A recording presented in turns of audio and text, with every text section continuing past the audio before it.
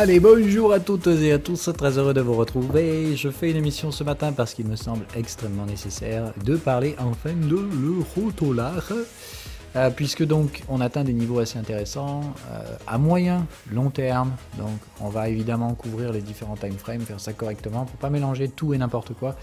Parce que donc effectivement quand on vient chercher des niveaux de long terme avec de la vélocité, du momentum à court terme, c'est là que les esprits s'échauffent, que les particuliers achètent ou se mettent face aux tendances de court terme parce que ça va trop vite, donc ça doit se ramasser. Non, donc on va pas mélanger deux choses qui se mélangent pas, ok. On va juste essayer de voir encore une fois quels sont les mécanismes de moyen terme, quelles sont les vraies rhétoriques de professionnels et quel est tout le blabla spéculatif qu'on peut voir traîner encore une fois sur les réseaux autour de l'euro-dollar. Donc il se passe des choses sur différents time frames, donc essayons de garder la perspective de ce qui a le plus de chances de se produire sur les horizons de temps sur lesquels vous vous investissez. On n'achète pas ou on ne vend pas juste parce qu'on pense que ça va faire ci, on essaie d'avoir des idées, mais on a toujours des stratégies de trading. Stratégie de trading veut dire aussi qu'il y a une gestion du risque à affliger et qu'il y a surtout un time frame sur lequel l'appliquer. Donc le gros flou artistique du moment, c'est que comme on est sur des niveaux de moyen terme, moyen long terme même, eh ben il y a tout qui se mélange. Autrement dit, vous avez des gens qui spéculent à court terme, des gens qui spéculent à intermédiaire, des gens qui spéculent à moyen long terme, etc. Et tout ce petit monde se converge et évidemment s'oppose, puisque à court terme, il faut rester baissier sur l'euro-dollar. Oui, en tout cas, il n'y a pas de raison de spéculer sur une inversion de cette tendance à court terme. Par contre, évidemment, si on regarde à moyen terme, c'est là où, franchement, bon, faut avoir les nez dans ses fesses pour imaginer que l'euro-dollar est baissier. Mais bon, après, il faut quand même donc essayer de remettre les choses dans leur place. Donc, d'une, on ne connaît pas l'avenir. De deux, on va essayer donc de rationaliser tout ça. Donc ce matin, je voulais partager quand même sur Twitter, et c'est la raison pour laquelle je le fais, parce que je me suis déjà pris des baffes dans la gueule de gens qui mélangent tout et n'importe quoi. Donc comme ça, au moins, je préfère revenir concrètement sur le sujet.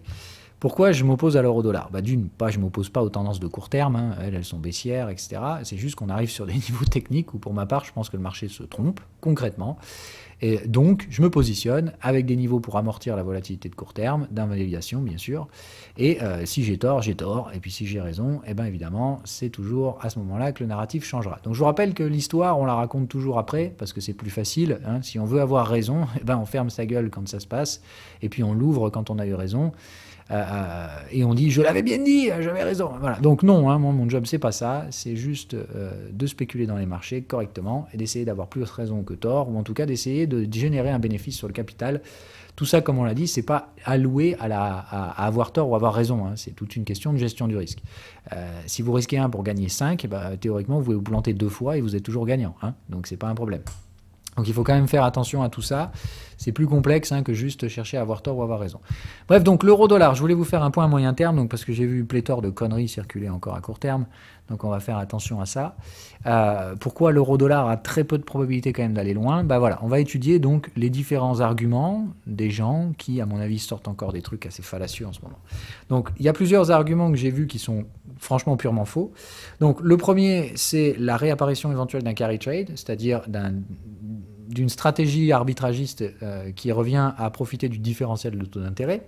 C'est-à-dire, il y a bien un différentiel de taux d'intérêt qui va se mettre en place entre l'Europe et les États-Unis, puisque les États-Unis sont en phase de redressement des taux, et en Europe, pas encore. Donc, autrement dit, il y a un différentiel de taux, ce qui fait que, par exemple, si vous voulez emprunter des dollars, enfin, si vous voulez dépenser en dollars, vous avez tout intérêt à emprunter en euros, changer ça en dollars, ok, et ça, mécaniquement, ça fait baisser l'euro-dollar. Donc, on va voir un peu tout ça, puisque du coup, vous contractez de la dette en euros et vous dépensez en dollars. Donc, ça, effectivement, c'est une mécanique de prix qui peut alimenter une baisse de l'euro-dollar. Ok, soit. Maintenant, encore une fois, ces mécaniques de prix, il faut voir si elles sont durables. C'est-à-dire, est-ce que le différentiel de taux d'intérêt va être maintenu à un niveau suffisant pour qu'évidemment, ces flux de capitaux soient mis en place. De deux, il faut encore prendre en compte le contexte. C'est-à-dire qu'il ne faut pas oublier quand même que la guerre des devises va commencer. Elle a déjà commencé, mais ça va s'accentuer encore plus, ce qui fait qu'il y a de très fortes probabilités que certaines zones économiques réduisent la capacité d'emprunter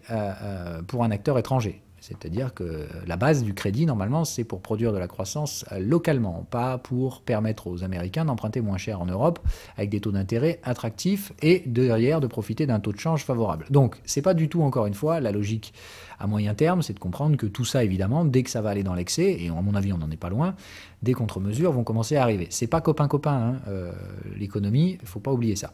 Donc le deuxième facteur, c'est la masse monétaire. Alors ça, c'est le principal facteur d'un taux de change, hein, c'est quelle est la quantité du truc qui circule à gauche par rapport à la quantité du truc qui circule à droite, et s'il y en a un qui est créé plus vite que l'autre, il est tout à fait logique qu'on ait un différentiel de prix. Autrement dit, le Forex doit donc recaler ça. Donc, eh bien, allons-y, on va le faire. Donc, on va regarder très rapidement le money supply. Donc, ce que je vous fais, c'est que je prends donc le M2, c'est celui qui me semble le plus rationnel ici, en Europe et aux États-Unis, et j'en fais un ratio. Comme ça, encore une fois, ce qui m'intéresse, c'est pas de savoir combien de monnaie a été créée aux États-Unis, combien en Europe, etc. Juste quelle est la part relative de la création monétaire. D'accord? Donc, ce que vous avez ici, hein, quand ça monte, c'est que l'Europe crée plus de monnaie que les États-Unis. Bon, on va pas se faire chier, hein, c'est tout con, hein, c'est pas compliqué, c'est un ratio, quoi. Donc, quand ça baisse, qui c'est qui imprime le plus de thunes? Ben, les États-Unis. Donc, comment m'expliquer, d'accord, dans ce cas-là, qu'on ait effectivement encore cette rhétorique de dire ouais, nani, nanana. Bon, c'est normal que le dollar se dévalue sur le cycle dans lequel on est, parce que c'est juste absolument normal, d'accord, vu la quantité de pognon qu'ils impriment depuis la crise financière de 2008, d'accord. Ils impriment à un rythme très largement supérieur à ce que fait l'Europe. Ok. Et donc de comprendre qu'on en est revenu au point où aujourd'hui, ah bah tiens, qu'est-ce qui s'était passé en 1970, etc. L'hyperinflation, enfin pas l'hyperinflation, mais la phase inflationniste aux États-Unis à ce moment-là, c'est-à-dire qu'il y a un moment donné où clairement, après avoir imprimé tellement de pognon, bah, ça commence à se voir dans l'économie réelle. Donc c'est exactement ce qu'on commence à voir aujourd'hui. Donc déjà, premier truc, c'est de dire, est-ce qu'on va avoir ici probablement un plateau, enfin en tout cas un plancher? Bah, il y a de très très fortes chances que ce soit le cas, oui. C'est de dire, là, les ricains ont tellement imprimé de thunes maintenant qu'il va falloir resserrer la vis. Donc, déjà comprendre qu'on n'est pas du tout sur une moyenne, là. Ok? On est sur un extrême. Donc, déjà de comprendre que quand on est sur une zone extrême, la probabilité de renversement est forte. Donc, continuer de parier à la baisse sur ces trucs-là, ça me paraît très con, hein, je ne vais pas vous mentir. À mon avis, il faut être un peu débile aujourd'hui pour s'imaginer que les États-Unis vont continuer d'imprimer autant qu'avant. Non, non, là, c'est depuis 2008 qu'on est là-dedans. On a atteint un changement radical de paradigme depuis. Là. Ce qui vient de se passer avec le Covid et le changement de politique monétaire, c'est la fin de cette ère. Voilà. Maintenant, il y a plusieurs façons de le retourner. Soit on y va one shot comme ça, c'est-à-dire, bon, terminé. La Fed resserre et l'Europe reste effectivement accommodante un peu plus longtemps, parce que là, on va avoir un vrai repli assez brutal. Soit, vous voyez, on peut travailler une forme de crête un peu comme ça. Donc, attention, ça peut rester effectivement à plat ici pendant un bon moment. Mais on tend de toute façon vers une normalisation. Dans cette normalisation, l'Europe va être plus lente que les États-Unis, mais pourquoi? Parce que les ricains ont fait n'importe quoi depuis 12 ans. C'est aussi simple que ça. Enfin, depuis quasiment 15 ans. Ils impriment comme des cochonnous, d'accord? Et en plus de ça, leur dollar n'est pas dévalué. Et c'est quand même pas magique comme histoire. Ok? C'est juste, encore une fois, il faut que vous compreniez la mesure de la chose, d'accord? Théoriquement, la valeur relative du dollar, elle devrait être à la cave aujourd'hui. Donc, bien, il s'agit de comprendre une chose essentielle. Okay, c'est que du coup, il y a une corrélation entre le taux, et c'est cette corrélation qui est la plus forte, bien plus que les carry trade, etc., de comprendre que, évidemment, que les États-Unis vont devoir resserrer la vis bien plus vite que l'Europe. Ce n'est pas du tout le même modèle d'endettement. C'est bien de comprendre qu'avec un taux d'intérêt significativement similaire, le comportement de crédit aux États-Unis et en Europe n'a rien à voir. L'économie américaine, elle est entièrement basée sur le crédit. D'accord? Une carte de débit, ça n'existe même pas aux États-Unis. Tout ce que vous faites, c'est à crédit, de toute façon. Donc, bien de comprendre que déjà, les mondes économiques sont totalement différents. L'utilisation du crédit n'a rien à voir. Les Européens sont beaucoup plus axés sur l'épargne que sur la dépense à crédit. Les États-Unis, c'est tout à crédit. Il faut vraiment que vous compreniez ça. Donc, effectivement, le même taux d'intérêt aux États-Unis et en Europe ne produit pas les mêmes niveaux d'endettement. Aux États-Unis, ils s'endetteront beaucoup plus vite. C'est leur modèle économique capitaliste qui le dicte sous cette forme-là. Bref, nous, ce qui nous intéresse, c'est l'euro-dollar. Donc, qu'est-ce qu'on en fait de ce bordel avec l'euro-dollar? Si là, vous ne voyez pas la corrélation cyclique, il va quand même falloir se réveiller. Donc, c'est de dire, le premier truc, c'est que comme on est sur un extrême, un plancher, on l'a vu, au mieux, on va se redresser tout doucement, au pire, on va revenir vénère. Qu'est-ce que ça va produire sur l'euro-dollar? Regardez juste, hein, je vous ai donc rajouté l'euro-dollar ici, derrière. Ok, ça c'est l'eurodoll. Ok. Donc, l'euro-dollar, qu'est-ce qu'il fait? Au mieux, il anticipe. C'est-à-dire que quand ça se retourne, il est déjà parti. D'accord? Et il a plutôt capacité à le faire. C'est-à-dire qu'à chaque fois, il a l'air d'être un petit peu précurseur de ce renversement des cycles entre la capacité productive de la masse monétaire Europe et États-Unis. De l'endettement, d'accord? Donc là, tout au courant de ce cycle, effectivement, c'était plutôt baissier euro-dollar, d'accord? Parce que les ricains s'en sont mis plein les fouilles. Par contre, maintenant qu'il va falloir revenir à la norme, et j'ai plutôt l'impression qu'on est parti pour faire un truc comme ça, j'ai plutôt envie de vous dire, d'un point de vue mécanique, là, l'euro-dollar, il est supposé faire quoi, à votre avis? Parce que là, avec un truc pareil, pour moi, perso, je parierais quand même vachement plus sur le fait que l'euro-dollar a plus de chances de faire ça maintenant. Enfin, je vous le dis juste comme ça, voilà. Vous faites comme vous voulez. Mais moi, effectivement, d'un point de vue stratégique, je préfère être sur le prochain mouvement et en gérant le risque de mon positionnement, d'accord? À court terme, effectivement, l'euro-dollar baisse, mais moi, je suis navré, j'ai plutôt l'impression qu'il est parti pour rebondir vénère.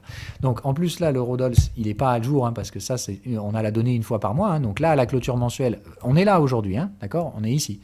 Donc, c'est bien de comprendre que j'ai un euro-dollar qui baisse, alors qu'ici, je suis sur un plus bas historique et qu'effectivement, on a d'ores et déjà amorcé le renversement. On l'a vu, la politique monétaire de l'Amérique, elle est sur la réduction de cette facilité d'endettement, donc très logiquement parlant. En Europe, on va continuer de s'endetter avec le même rythme, c'est-à-dire beaucoup plus lentement que ce que faisaient historiquement les États-Unis. Mais comme on va mettre un gros coup de frein aux États-Unis, au mieux, soit on va aligner les deux politiques, c'est-à-dire qu'avec des taux plus élevés aux États-Unis qu'en Europe, d'accord, on va se retrouver avec des niveaux d'endettement relativement similaires, malgré le différentiel de taux. Et je vous rappelle que le principal facteur qui définit un taux d'intérêt, c'est la quantité de monnaie qui circule à gauche et à droite. Ce n'est pas juste les histoires de carry trade, etc. Effectivement, ce sont des effets similaires qui peuvent impacter également, mais voyez que l'effet principal et la corrélation ici est juste magnifique, c'est qu'à moyen terme, l'euro-dollar suit des putains de cycles qui sont liés au cycle de création monétaire, et que différentiel de taux, effectivement, ça peut impacter un carry trade, mais c'est la seule chose, encore une fois, que ça peut faire. À moyen terme, on est clairement reparti ici sur cette zone-là, c'est-à-dire une restriction. On va serrer la ceinture du crédit aux États-Unis, ça va démonter leur croissance, ça va faire exploser les bulles spéculatives là-bas, mais encore une fois, comprendre que le rythme ne peut pas être le même, parce qu'évidemment, ceux qui disent derrière « Ouais, mais l'Europe, ça continue d'ouvrir les vannes, nos limites, etc. » Est-ce que, si je viens vous voir dans la rue et je vous dis « Vas-y mec, est-ce que tu veux de l'argent là tout de suite? Vas-y, je te donne 10 000. Je te donne 10 000. Tu les veux, tu les veux, tu les veux. » Attention, je parle de crédit. Ça veut dire il faut que tu me les rembourses, etc. Si tu n'en as pas besoin, toi, en tant qu'Européen, tu vas dire « Ah non, je n'ai pas besoin. » Voilà. Un ricain, il te dira oui tout de suite. Donc, il faut faire attention. L'ouverture du robinet via les taux d'intérêt, c'est pas du tout utilisé de la même façon derrière d'un point de vue réel. C'est-à-dire ça ne produit pas nécessairement la même utilisation du crédit dans ces deux économies. Donc, comparez pas ce qui n'est pas comparable. On ne compare pas deux taux d'intérêt en disant l'Europe, on a toujours des taux presque négatifs et aux États-Unis, ça remonte, donc ça va faire baisser l'euro-dollar. Non, ce qui fait monter ou baisser l'euro-dollar, c'est le différentiel des masses monétaires. Point. C'est le principal des facteurs. Ce n'est pas le seul, mais il faut clairement qu'on en parle correctement.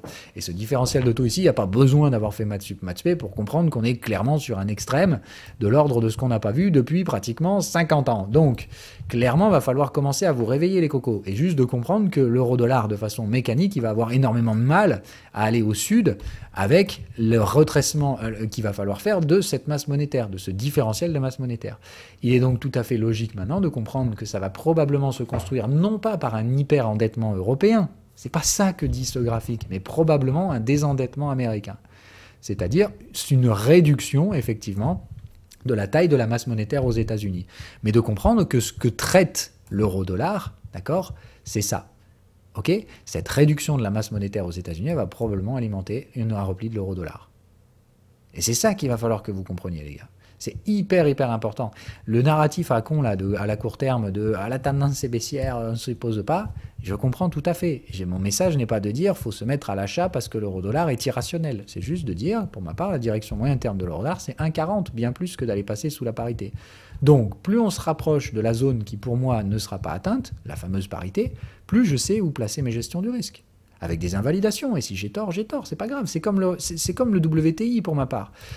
Le marché actuellement est très con, on va pas se mentir, mais il faut bien comprendre que sur le WTI, je me suis planté, j'ai pris un stop loss, point, voilà. C'est dire, je pensais qu'on n'irait pas au-dessus des 100 $, on y allait, stop loss, point, tant pis. Voilà. Il est possible que sur l'euro-dollar, j'ai tort et qu'on passe sous la parité, c'est un trade, c'est pas la fin du monde, je prendrai une perte et point barre. Mais il faut bien comprendre que moi je dois suivre des modèles d'abord et qu'après je me positionne sur des zones spéculatives. Donc pourquoi je me positionne sur l'euro-dollar? Je vous donne pourquoi du prix d'entrée, d'accord? Je ne vous donne pas le stop-loss. Sinon, vous seriez, pour certains, tentés de copier ce genre de trade. Donc, non, parce que déjà, c'est du moyen terme. Ma gestion du risque, on en a déjà parlé, c'est les bornes de volatilité mensuelle. Annuelle, pardon. C'est-à-dire que si vous vous mettez en bougie annuelle sur l'euro-dollar et que vous mettez des bornes de Bollinger, donc des bornes de volatilité, hein, voilà, c'est de comprendre. Hop, pardon. On va y arriver. Tac. Merde, il m'a tout perdu. Bon. Si j'enlève mes trucs à moi, tac, on se met en annuel, je vous mets des bornes de volatilité, hein, donc bornes de Bollinger, tout ce qu'il y a de plus con. Voilà, ce genre de truc là, ça c'est pas très bon signe. C'est juste de dire, normalement, la borne de volatilité dans un marché comme ça, qui a plutôt une composante haussière, d'une, on vient pas la chercher, et de deux, si on vient la chercher, ça va rebondir. Et surtout, n'oubliez pas un truc, elle clôture dans 8 mois celle-là. Hein. Donc, ce qu'il faut aussi comprendre, c'est que la borne de volatilité, si la clôture ici, elle remonte là, eh ben, la borne de volatilité, elle remonte là. Autrement dit, tout le monde derrière dira, ah, ben, c'était facile, on achetait l'euro-dollar sur la borne de volatilité. Ouais, mais comme d'hab, je vous dis, traiter la volatilité, c'est plus compliqué que de lire ce qui s'est passé, puisque encore une fois, l'histoire s'écrit avec les clôtures, avec la borne de volatilité, ce qui peut radicalement changer le comportement de ces dernières. Bref, moi je parie encore une fois que de toute façon, c'est plutôt vers la zone des 1,40 et la Bollinger haute ici qu'il faudra se mettre vendeur de l'euro-dollar, pour les raisons que je vous ai marquées, mais donc surtout, ma gestion du risque, c'est, je pense qu'on n'ira pas sous cette dernière, et cette fameuse parité. Maintenant, je me tromperai peut-être. Voilà. À plus court terme, donc, les gestions du risque que j'utilise pour l'instant n'ont rien à voir avec le schéma de volatilité, puisque comme vous le voyez, on est en train de faire absolument n'importe quoi. Le but, c'est d'éclatouiller tout ce qu'on peut, etc., etc.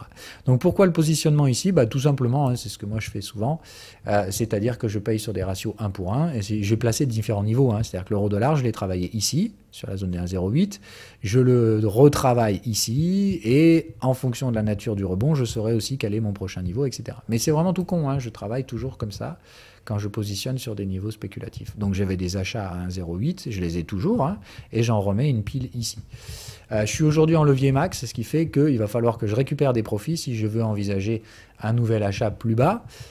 Mais pour l'instant, c'est pas dans les tuyaux. Donc, je vais déjà essayer de voir la nature du rebond. Si rebond il y a, hein, pour l'instant, c'est momentum baissier à court terme, etc. Donc, je vous dis, je m'oppose au flux, tout en étant conscient qu'il y a beaucoup de traders aujourd'hui qui posent le cerveau et disent, bon, mais il y a des tendances, on va suivre la tendance. Bon, maintenant, quand même, ici, je pense que s'ils sont pas trop cons, ils récupèrent quand même des profits.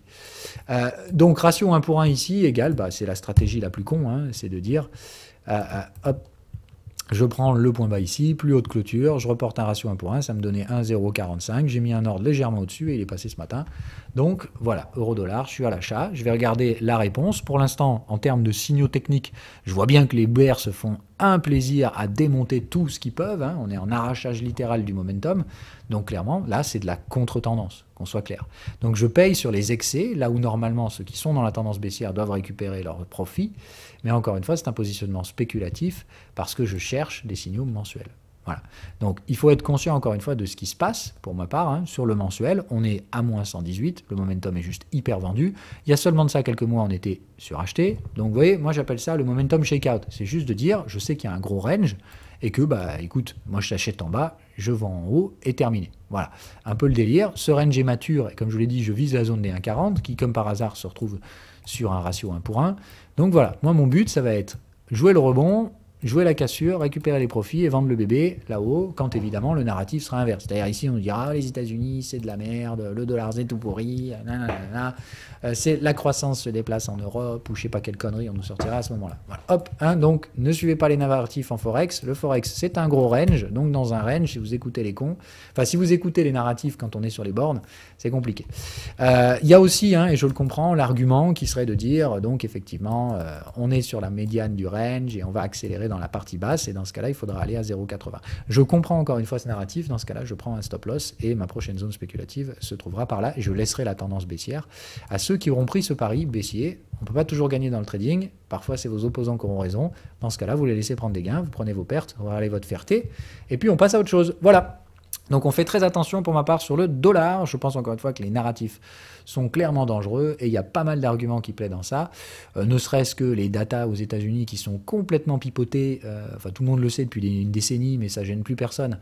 Et puis quand je vois des analystes me sortir des conneries du genre oui, mais le PIB aux États-Unis, le taux de chômage aux États-Unis par rapport à l'Europe, le machin, le bidule. Non, non, la croissance aux États-Unis elle est financée par de la dette. Donc évidemment qu'il y a plus de croissance parce qu'il y a beaucoup plus d'endettement. On l'a vu, la rapidité de l'endettement aux États-Unis est bien plus grande qu'elle ne l'est en Europe. Donc heureusement que ça produit plus de croissance. Sinon, il faudrait quand même se poser des questions. Si les mecs s'endettent 2 fois plus que nous, mais qu'ils produisent moins de croissance, c'est vraiment qu'ils sont pas doués. Donc c'est normal que les États-Unis aient une croissance supérieure due à leur vélocité d'endettement. Secondo, les taux de chômage aux États-Unis sont complètement pipotés parce qu'ils retirent à peu près 40% de la population en âge de travailler des statistiques. Donc c'est quand même magique. C'est comme si nous en France on disait ah bah non, si t'es chez Pôle emploi depuis 2 ans, t'es plus chômeur, hein, t'avais qu'à travailler quoi. C'est quand même un peu trop facile. Donc évidemment qu'on peut pas comparer ce qui est pas comparable. C'est quand même débile qu'il y ait des mecs qui osent encore faire ce genre de truc et qui en plus sont diplômés. Hein, c'est quand même un truc de ouf. Donc faire attention à ce que vous lisez. Il y a pas mal de gens qui franchement mériteraient d'être licenciés quand ils sont payés pour ça, hein, j'entends bien. Mais c'est quand même dangereux. Donc on ne peut pas comparer ce qui n'est pas comparable.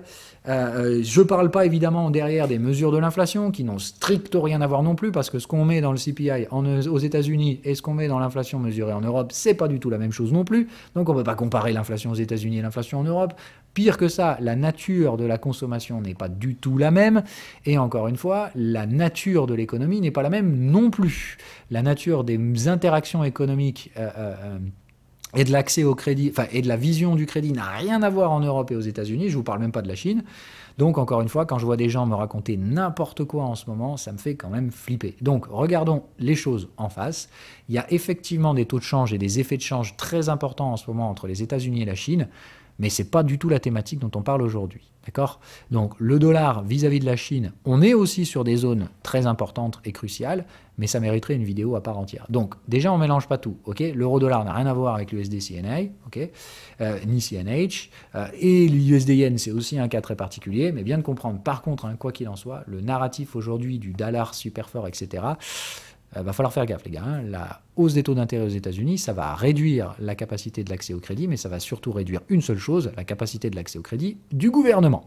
Dans un pays qui n'a absolument aucun filet social pour sa classe de population la plus pauvre, qui n'est évidemment plus du tout représentée dans les statistiques. Donc ces gens-là, hein, le CPI, eux, ils le subissent double dose dans la gueule. Hein. Ils ne prennent pas 7% d'inflation, hein, les pauvres aux États-Unis.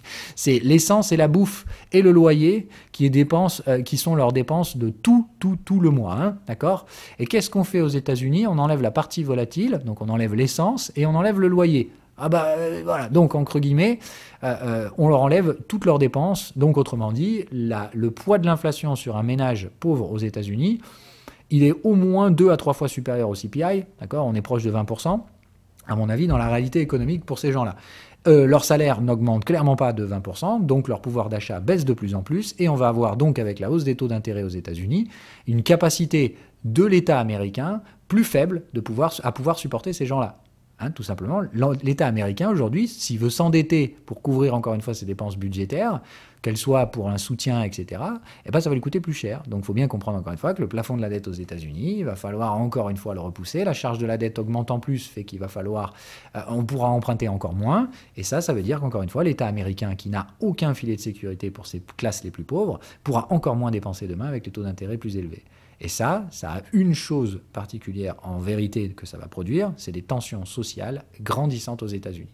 Ça, évidemment, ça ne se voit pas dans la bourse, ça ne se voit pas dans le money supply, mais bien, ça fait partie des réalités. Okay ?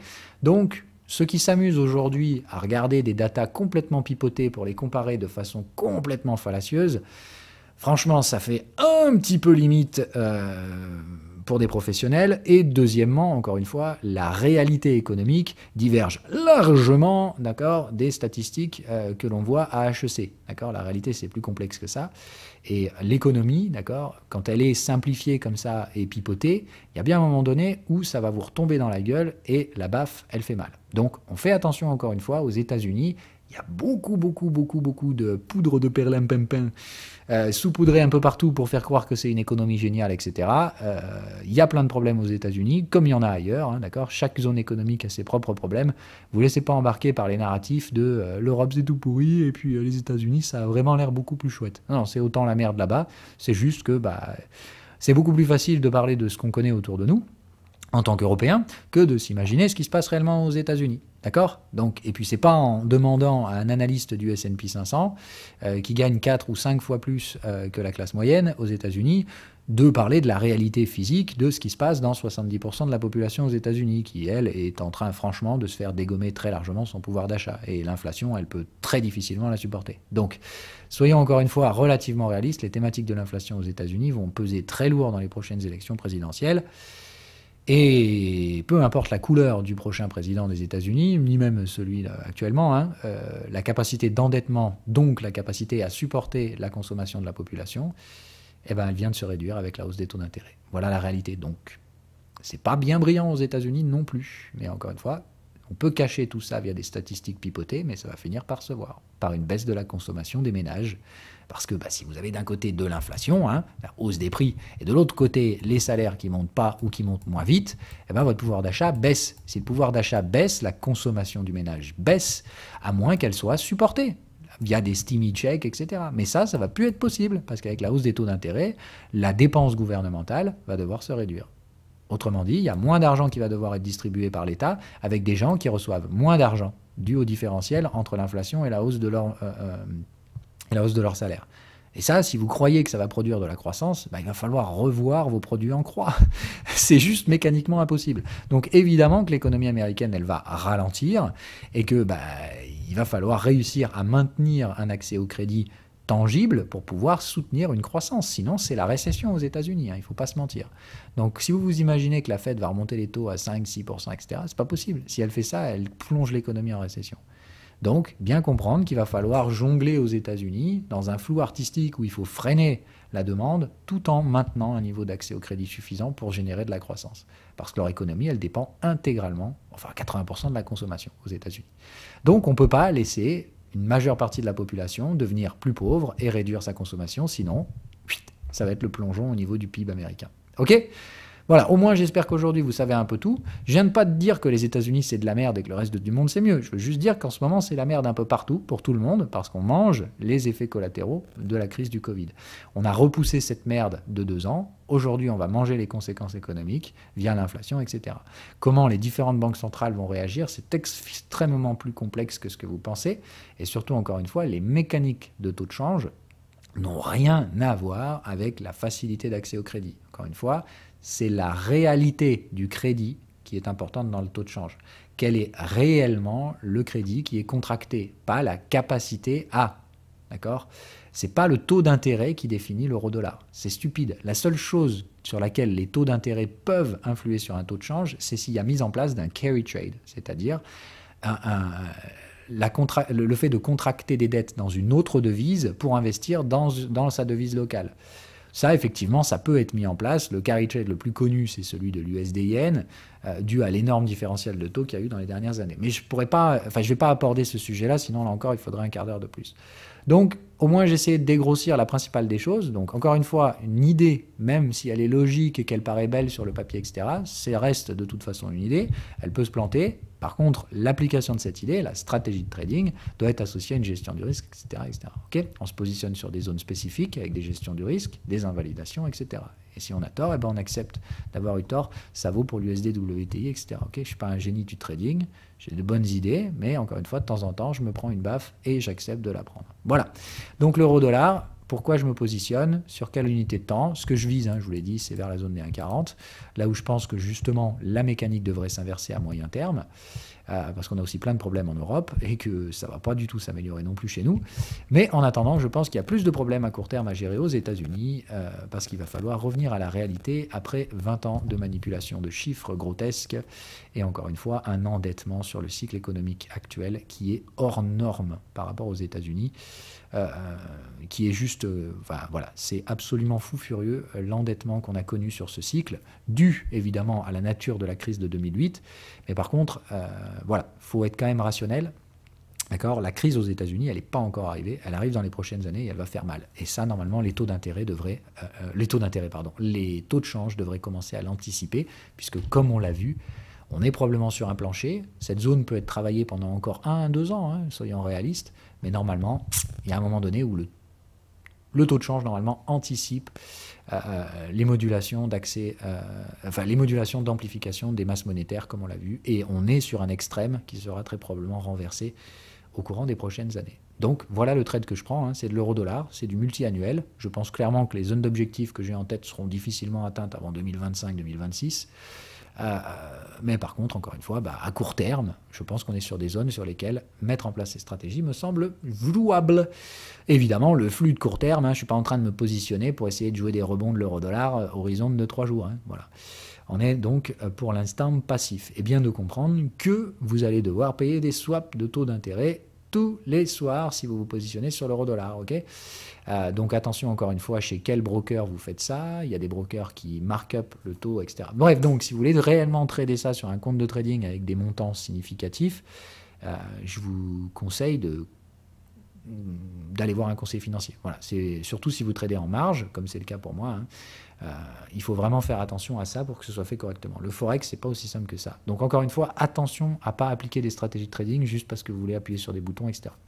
Je sais que parfois les vidéos que je vous fais, vous donnent cette impression que ça y est, vous avez tout compris, du coup vous mettez en place une stratégie de trading. Sur le forex, c'est beaucoup plus compliqué que ça. Hein. Forex, tout le monde trade en marge, hein, d'accord.